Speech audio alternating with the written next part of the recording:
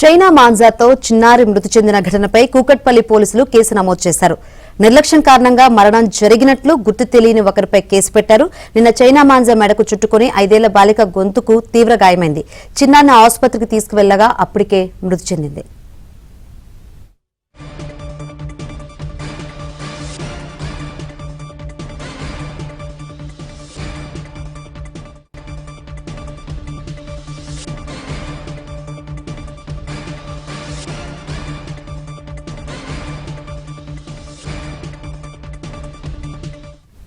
China మాంజాతో చిన్నారి మృతి చెందిన ఘటనపై కూకట్పల్లి పోలీసులు కేసు నమోదు చేశారు.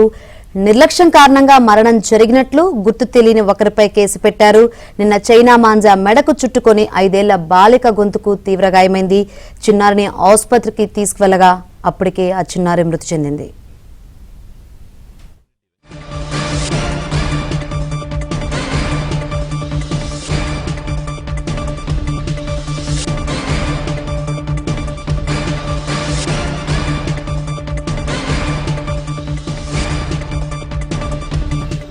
ఇదే సార్ మనం తీసింది బ్లాక్ కలర్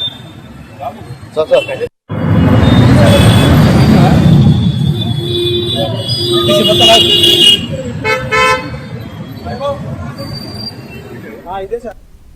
చైనా మాంజా తగిలి 5 ఏళ్ల చిన్నారి మృతి చెందింది. ఈ ఘటనపై పోలీసులు కేసు నమోదు చేసి పలు సెక్షన్ల కింద కేసు నమోదు చేశారు. మరిన్ని వివరాలు అందించేందుకు మా ప్రతినిధి ప్రవీణ్ సిద్ధంగా ఉన్నారు. ప్రవీణ్, సంక్రాంతి పండుగ ముగిసినప్పటికీ కూడా చైనా మాంజా తోటి చాలా మంది గాయాల పాలవుతున్నారు.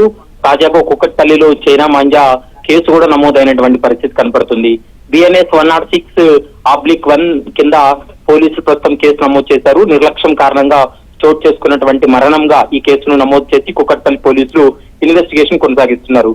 గుర్తు తెలియనటువంటి వ్యక్తి ఈ చైనా మాంజా ఎగిరివేయడం, తర్వాత అది తగిలి చిన్నారి కూడా ప్రాణాలు కోల్పోయినటువంటి సందర్భం కూడా కనపడుతుంది. కాబట్టి ప్రస్తుతం ఎవరు ఎగరవేశారో వారిపైన కేసు నమోదు చేశారు. ప్రస్తుతం అన్నోన్ పర్సన్ కాబట్టి ఆ పర్సన్ ఎవరనేది ఐడెంటిఫై చేయడం పోలీసులకి కొత్త కష్టతరంగా మారింది. ఎందుకంటే చైనా మాంజా అమ్మడంతో పాటు చైనా మాంజా ఎగరవేసి ఎవరికైనా గాయాల పాలైనా వాటి వల్ల ప్రాణాలు కోల్పోయినా ఆ ఎగరవేసినటువంటి వ్యక్తిపై కూడా ఖచ్చితంగా కేసు నమోదు చేసి ప్రాసిక్యూట్ చేస్తామనేటువంటి అంశాన్ని గతంలోనే పోలీసులు హెచ్చరించడం జరిగింది. ఈ ఏడాది చైనా మాంజా కారణంగా ఇది 2వ మరణంగా చెప్పాలి. జనవరి 14న సంగారెడ్డిలో చైనా మాంజా తగిలి ఒక వ్యక్తి కూడా మృత్యువాత పడినటువంటి పరిస్థితి కనపడుతుంది. ఇప్పుడు తాజాగా కూకట్పల్లిలో జరిగినటువంటి సంఘటన.